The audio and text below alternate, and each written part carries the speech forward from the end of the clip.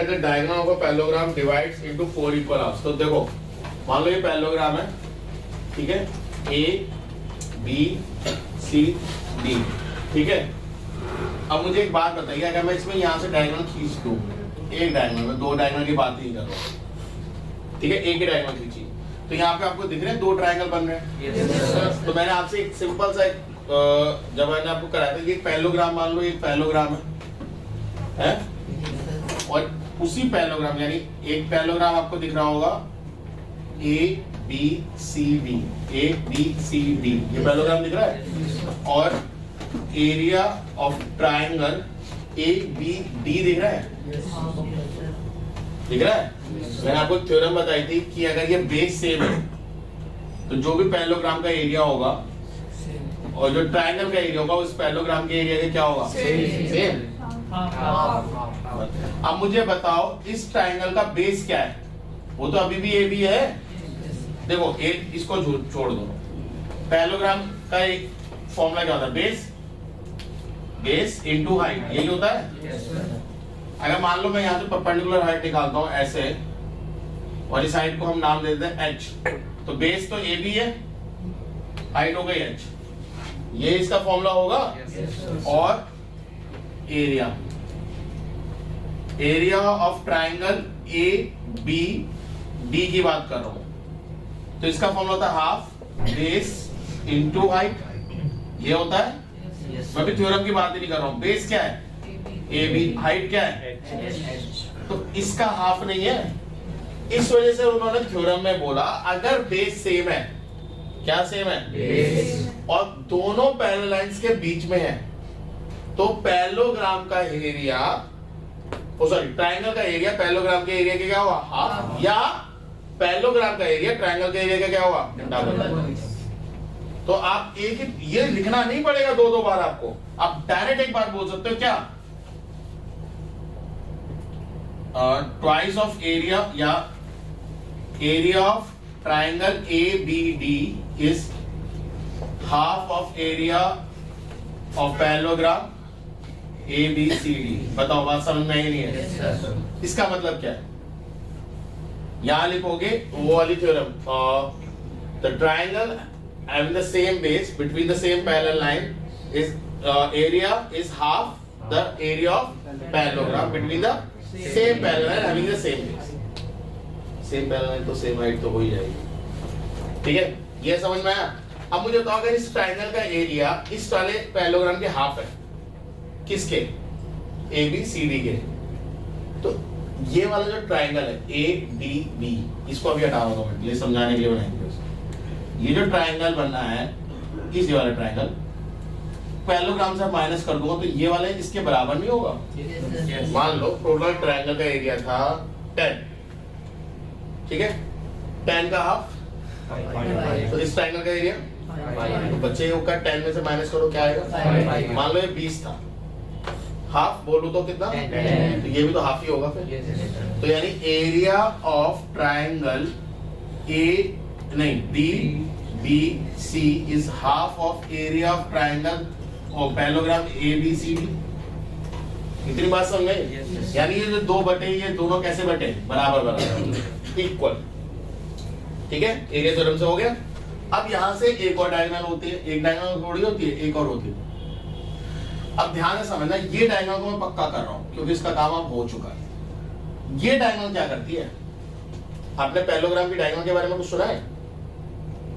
Rectangular figure में आपने एक प्रॉपर्टी पढ़ी होगी, क्या होती है, या एरिया ऑफ प्लेन फिगर में रेक्टेंगल की प्रॉपर्टी में पैरेललोग्राम की डायगोनल्स क्या करती है, बाइसेक्ट करती है, बाइसेक्ट करती है, परपेंडिकुलर बाइसेक्ट नहीं करती है, बाइसेक्ट करती है। मतलब ये जो साइड है, मान लो ये ई है, ये पॉइंट क्या था, ई, ये पॉइंट ने, इस लाइन ने इस वाली लाइन को क्या करा, यानी ये वाला पार्ट और ये वाला पार्ट क्या हो गया, तो क्या मैं ए ई को डायगोनल नहीं, मीडियन नहीं बोल सकता? बताओ, ये तो मीडियन हो गई। और अभी मैंने मीडियन में एक रूल आपको पहले लिखवा रखा है, क्या, मीडियन द डिवाइड द कोई भी figure given median triangle into two equal halves. तो यहाँ पे आप लिखोगे diagonal bisect each other at E, कहां पे बाइसेक्ट कर रही है? ई पे। तो A D E is equals to E B. अब देखो मैंने यही क्यों लिखा, ये क्यों नहीं लिखा कि ए ई और ई सी बराबर है? अभी मैंने कौन सी डायगोनल पहले बनाई थी? बी डी, ये बने, तो मैं उसको बेस की तरह ट्रीट कर रहा हूं। जब डायगोनल बाइसेक्ट कर रही है तो बेस आधा आधा नहीं हो गया? बेस आधा आधा हो गया, इसलिए एरिया भी क्या हो गया? हाफ। तो DE, oh sorry, AE and EC are median for triangle ABD and triangle DBC, so they divide into two equal half. अब मुझे एक बात बताओ, पहले ये आधे आधे बटे, यानी area of triangle A B D is equal to area of triangle D B C, ये बटे, और अपने अब आपने क्या बोल दिया? ये भी बराबर बराबर बढ़ गए। मतलब एक जायदाद के दो हिस्से हुए, फिर उस दो हिस्सों के भी दो हिस्से हुए। पहले जो दो हिस्से हुए वो बराबर हुए, और जो हिस्से हुए थे उनके भी जो दो हिस्से हुए वो बराबर। तो चारों हिस्से बराबर नहीं होंगे। ये बात आई समझ में? अब इन ये तो पहले हमने पहले वाली बात से लिखा, दूसरी बात से हमने क्या लिखेंगे? Area of triangle A D E equals to area of triangle A E B, एक तो ये है, एंड एरिया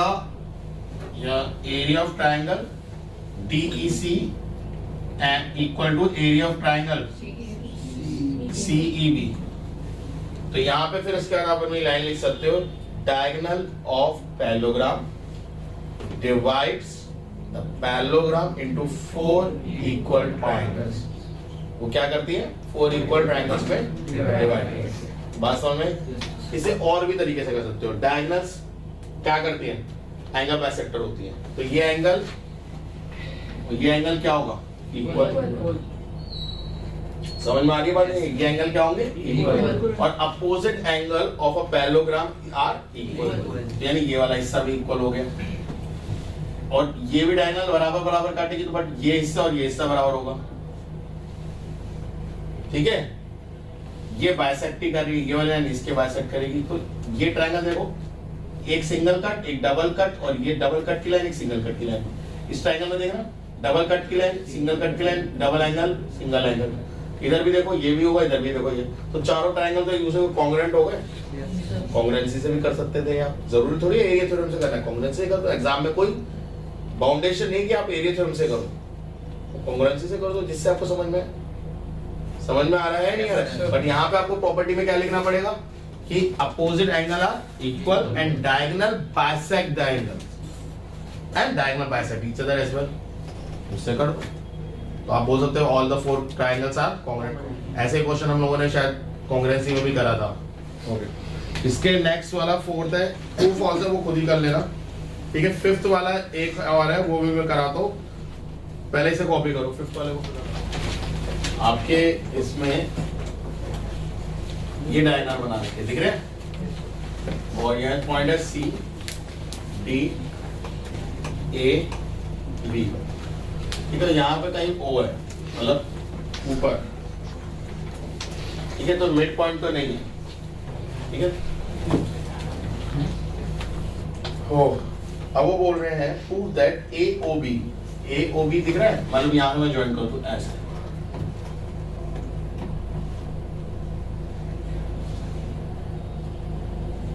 ये और DOB, ये जो ट्रायंगल बना, इन दो ट्रायंगल का क्या है?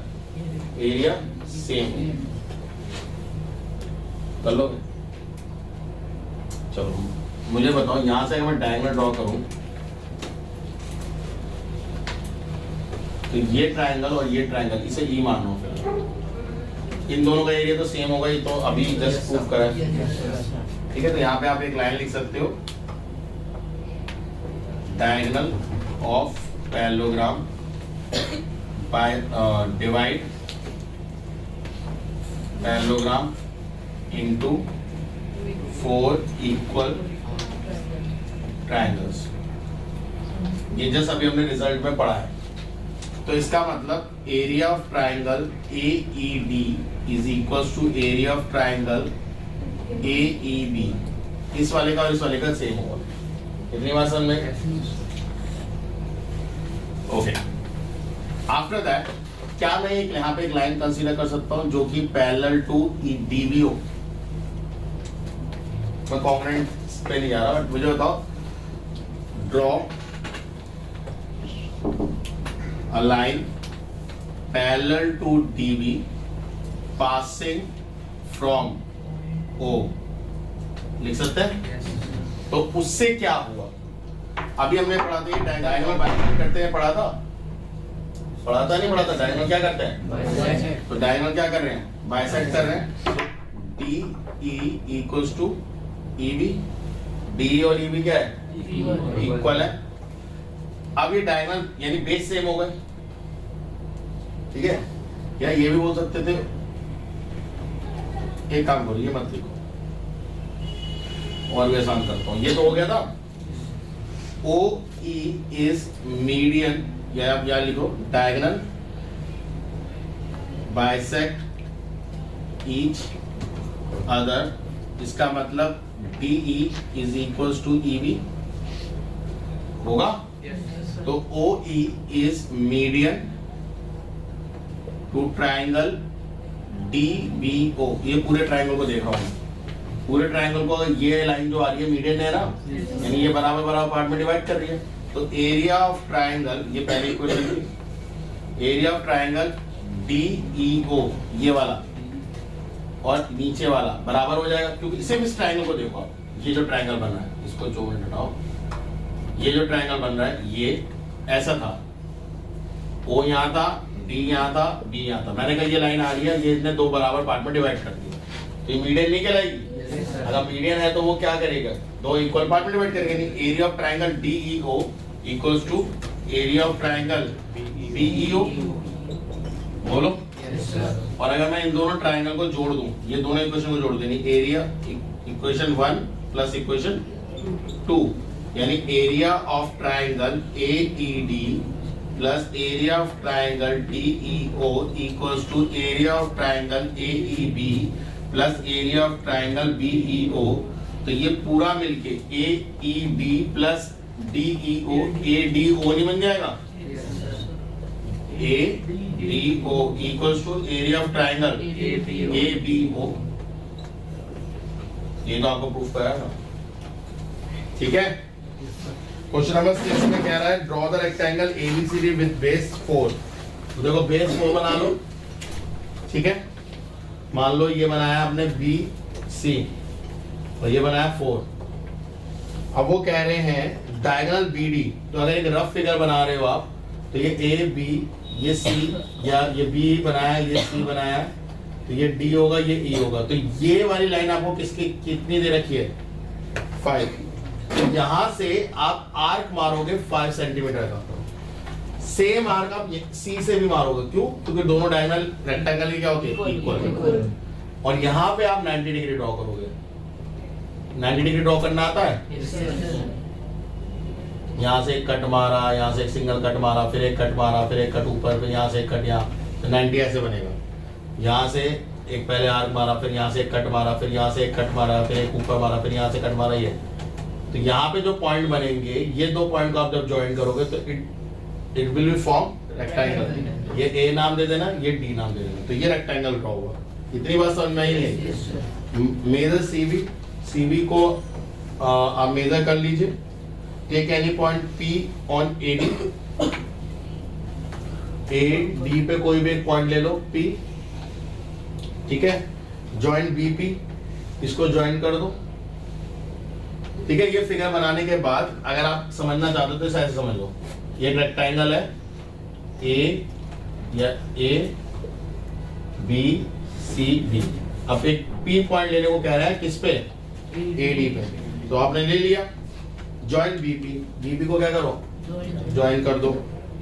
फ्रॉम सी से draw a line parallel to BP. C से एक लाइन ड्रॉ करो जो कि किसके पैरेलल हो, इसके पैरेलल हो, ड्रॉ कर दो।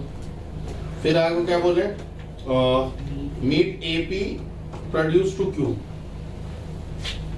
इसको बढ़ाओ, इस लाइन को बढ़ाओ, वो यहां पे जाके मिलनी चाहिए। ये डी था और ये जो मेरी ये इस पॉइंट को क्या नाम दो, क्यू नाम दे दो। What type of coordinator P B C Q, P B C Q, ये क्या बना, पैरेललोग्राम नहीं बना। फिर वो कह रहा है prove that area of rectangle A B C D is equal to P C Q. Theorem में है, हमने थ्योरम में क्या पढ़ा है कि जो रेक्टेंगल का एरिया होगा वही पैरेललोग्राम के, अगर ये लाइनें क्या हो आपस में पैरेलल लाइंस हो, पैरेलल लाइन होंगी क्योंकि ये क्या बनाया आपने, रेक्टेंगल, रेक्टेंगल के अपोजिट साइड्स क्या होती है, इक्वल एंड पैरेलल, तो पैरेलल है। फिर वो क्या कह रहा है prove that area of triangle PBC, P B और C is half of area of triangle. ये तो इस थ्योरम में भाई रेक्टेंगल के एरिया का हाफ ही तो होता है ट्रायंगल। कितना मुश्किल था, आपको ये दिया होता 4 सेंटीमीटर, आपने 4 सेंटीमीटर बनाया, बट आपने जब रेक्टेंगल बनाया आपको ये डीसी नोट करना पड़ेगा कितना है, डीसी नाप लेंगे स्केल से, इसका कितना मुश्किल है आपका करना। वैसे ये 4 है, आपने डायगोनल 5 बनाई तो ये कितनी निकल के आनी चाहिए, 3 कर लेना। ठीक है, करो।